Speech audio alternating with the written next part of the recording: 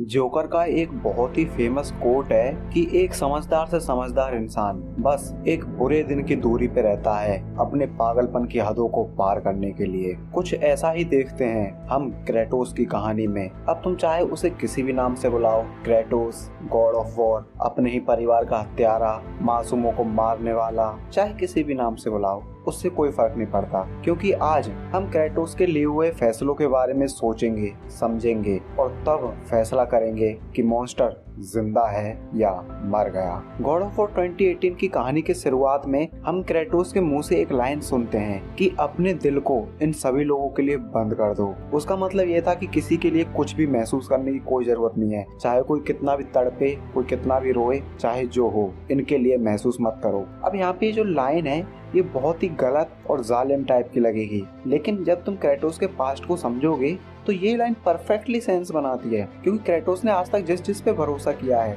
उसने उसे धोखा ही दिया है, और कभी उसे किसी से प्यार हुआ है या फिर किसी के लिए फीलिंग्स उसकी डेवलप हुई हैं तो कहीं ना कहीं उसे उन फीलिंग्स की वजह से तकलीफ ही पहुंची है। उसकी जिंदगी में खुशी बहुत ज्यादा देर के लिए रही नहीं है। अगर हम उसके बचपन को ही उठा के देखें ना तो वो एक ऐसी बेरहम दुनिया में पैदा हुआ था जहाँ अगर बच्चा थोड़ा सा भी बीमार पैदा हो जाए ना तो उस नवजात बच्चे को ही पहाड़ी से फेंक के मार दिया जाता था। वहाँ 7 साल की उम्र से बच्चों की इस तरीके की ट्रेनिंग शुरू हो जाती थी कि उनको मार मार करके बुरा हाल कर दिया जाता था और उन्हें जंगल में से एक कोने पे छोड़ दिया जाता था और कहा जाता था कि तुम या तो लौट के आओ या फिर जानवरों का खाना बनो। तो तुम्हें क्या सच में लगता है कि इस तरह की दुनिया में रहने के बाद किसी इंसान में कोई भी इंसानियत बच गई होगी? उन्हें बस माइंडलेस सोल्जर्स बनाया जा रहा था जो बिना कुछ सोचे समझे बस मार दें। इसके बावजूद क्रेटोस में कहीं ना कहीं इंसानियत बाकी थी। अब मैं कैसे बोल पा रहा हूँ कि उसमें इंसानियत बाकी थी? क्योंकि तुम लोगों को पता होगा कि स्पार्टा में जो लड़कियां भी थी वो भी आर्मी को अक्सर ज्वाइन कर लिया करती थी, और जो लड़कियां या फिर जो औरतें आर्मी में नहीं हुआ करती थी उनका तो मैं क्या ही बताऊं कि क्या ही हाल होता था, उनकी क्या ही रिस्पेक्ट हुआ करती थी सोसाइटी में। लेकिन तुम एक बात देखो कि इस तरीके की सोसाइटी में रहने के बाद भी क्रेटोस अपनी वाइफ की कितनी ज्यादा इज्जत करता था, वो अपनी बेटी से कितना प्यार करता था। केवल वही 2 इंसान थे दुनिया में जो क्रेटोस की इंसानियत को थोड़ा बहुत संभाल के रखे हुए थे। चाहे वो दुनिया में कितने ही काम करता था, कितने ही लोगों को मारता था, लेकिन वो युद्ध में जा करके मारता था। और जब युद्ध होता है तो सामने वाला भी तुम्हें मारने की कोशिश ही कर रहा होता है, तो तुम्हें वहाँ पे युद्ध ही करना है। लेकिन यहाँ समस्या तब आ जाती है जब क्रेटोस भगवान एरिस की गुलामी स्वीकार करता है और जब एरिस उससे बहुत बुरे काम करवाता है। उसने एरिस पे भरोसा किया कि वो मेरे भगवान है, कुछ गलत नहीं होगा, लेकिन उसी भगवान ने उसी के हाथों उसी के बीवी और बच्ची को मरवा दिया। क्या तुम्हें सच में लग रहा है कि इस इंसिडेंट के बाद कोई इंसान किसी पे भरोसा कर पाएगा? जब भगवान ने धोखा दे दिया तो इंसान से तो उम्मीद ही क्या की जा सकती है। और कहानी बस यहीं पे खत्म नहीं हो जाती। इसके बावजूद भी क्रेटोस ऐसा नहीं है कि वो सभी के खिलाफ बदला लेने के लिए निकल पड़ा था। नहीं, इसके बाद भी वो सुसाइड करने की कोशिश कर रहा था। वो चाह रहा था कि जो सपने उसे हर रात आकर के डराते हैं उन्हें उससे दूर कर दिया जाए, उसे सब कुछ भुला दिया जाए। भगवानों ने उसका सालों तक इस्तेमाल किया, यहाँ तक कि अथीना जो उसकी बहन थी और उससे बहुत ही ज्यादा हमदर्दी दिखाया करती थी, लेकिन इन दी एंड अथीना ने भी क्रेटोस का इस्तेमाल ही किया था। उससे ज्यादा क्रेटोस कुछ नहीं था उसके लिए, बस एक खिलौना और एक औजार जिससे वक्त पड़ने पे खेला जा सके और काम पड़ने पे इस्तेमाल किया जा सके। इससे ज्यादा क्रेटोस भगवानों के लिए कभी कुछ नहीं था। यहाँ क्रेटोस को मजबूर किया जाता है कि वो अपने ही दोस्त की जान ले ले। यहाँ क्रेटोस को मजबूर किया जाता है कि वो अपनी ही माँ को मार दे उसे श्राप से आजाद कराने के लिए।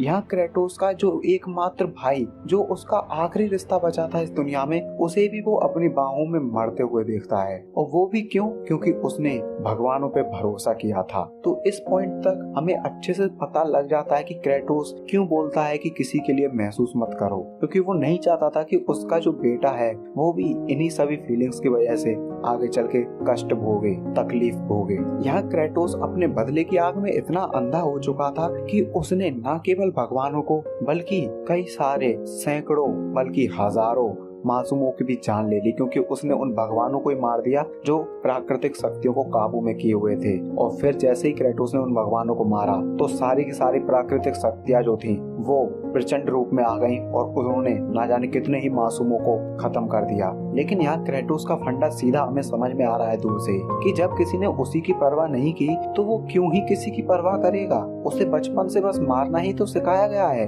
अब यहाँ पे मैं तुम लोगों के लिए एक एग्जांपल देता हूँ कि एक बच्चा है, उसे बुद्ध फैमिली में अगर उसने जन्म लिया है तो बुद्ध लोग जो है वो तो पूरी तरीके से अहिंसा का मार्ग फॉलो करते हैं ना। अब मैं तुम्हें लिख के दे रहा हूँ कि उसी फैमिली में पैदा हुए एक लड़के को आतंकवादियों के साथ छोड़ दो, गारंटी है वो आतंकवादी ही बनेगा, क्योंकि उसका जो आसपास का माहौल है ना वो उसे अहिंसा जैसा पाठ सीखने ही नहीं देगा। तो कोई फर्क नहीं पड़ता कि क्रेटोस किसके घर में पैदा हुआ था, किस भगवान का बेटा था, किस इंसान का बेटा था। फर्क ये पड़ता है कि वो बहुत ही बेरहम जमीन पे पला और बड़ा था, और अब अगर वो यहाँ इस तरीके से बेरहम नहीं बनता तो उसकी जिंदगी नर्क हो जाती। अपने दिल को बंद कर लेना, दूसरों के लिए ना महसूस करना, यही क्रेटोस के सामने एक आखिरी चारा बन के रह गया था। लेकिन अब यही नहीं, क्रेटोस इसके बाद भी अपनी जिंदगी से छुटकारा चाहता था, लेकिन उसे अभी एक और श्राप मिला हुआ था कि वो कोशिश करने के बाद भी खुद को खत्म नहीं कर सकता। जी हाँ, इतना सब उसके साथ होने के बाद भी उसे ऐसा श्राप था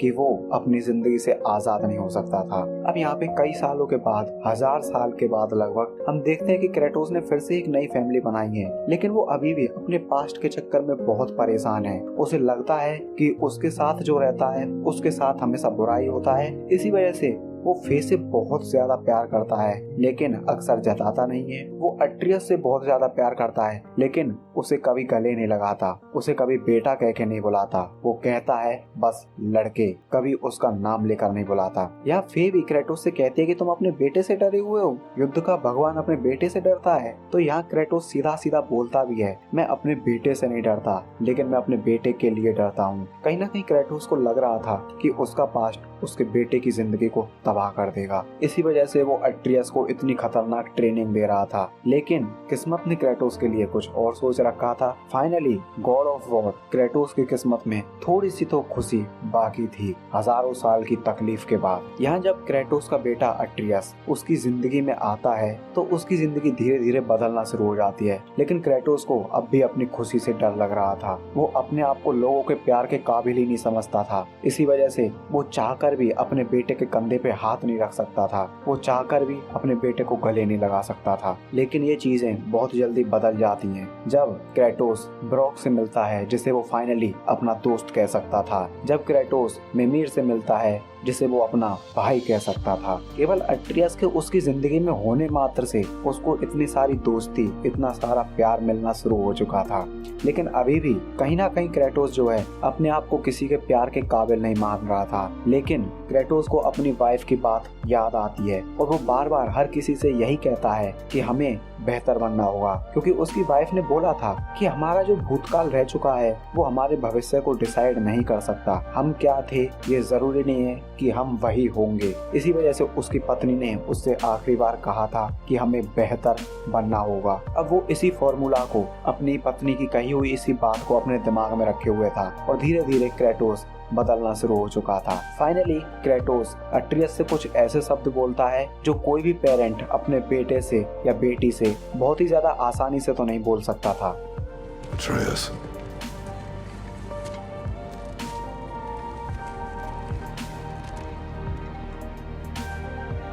I am sorry.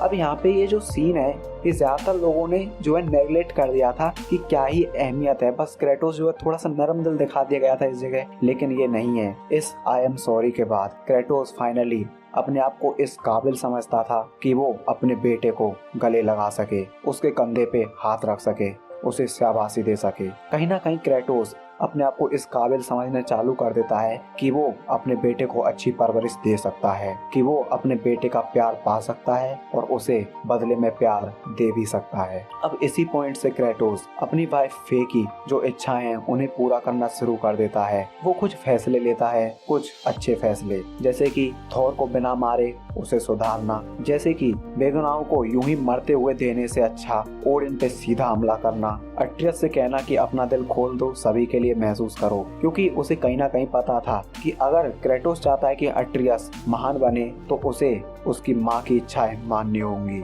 उसे भी लोगों की फीलिंग्स की कद्र करनी होगी, उसे लोगों की इज्जत करनी होगी, तभी अट्रियस सच में एक असली देवता, एक अच्छा देवता बन सकता था, साथ में क्रेटोस भी। इसी वजह से उसने लोगों को मरने नहीं दिया, बल्कि ओडिन पे सीधा हमला किया और लोगों को वहां से जिंदा निकाला। और वो इन कुछ चुनिंदा फैसलों की वजह से वो बना जो उसकी पत्नी उसे बनाना चाहती थी, एक सच्चा भगवान, एक अच्छा भगवान, जो कि हमने अभी तक गॉड ऑफ वॉर की हिस्ट्री में तो कम से कम नहीं देखा था। अब यहाँ पे वो लोग भी क्रेटोस को पूजना शुरू करने ही वाले थे, क्योंकि उसने फाइनली ऐसे भगवानों के आतंक से उन्हें आजाद किया था जो सच में बहुत ही ज्यादा बेरहम थे। अब जब इस सीन में हम देखते हैं कि क्रेटोस की आंखें थोड़ी सी भीग चुकी हैं, उसकी आंखों में थोड़े से आंसू आ चुके हैं, तो वो आंसू बस पानी नहीं थे, बल्कि उसके अंदर का वो मॉन्स्टर था जो अब मर चुका था, और वो आंसुओं की शक्ल में उसके चेहरे से नीचे आ रहा था, क्योंकि क्रेटोस ने लगभग 1000 साल की जिंदगी अभी तक पूरी कर ली थी, लेकिन आज तक किसी इंसान ने उसे प्यार नहीं किया था। उसे बस राक्षस, हत्यारा,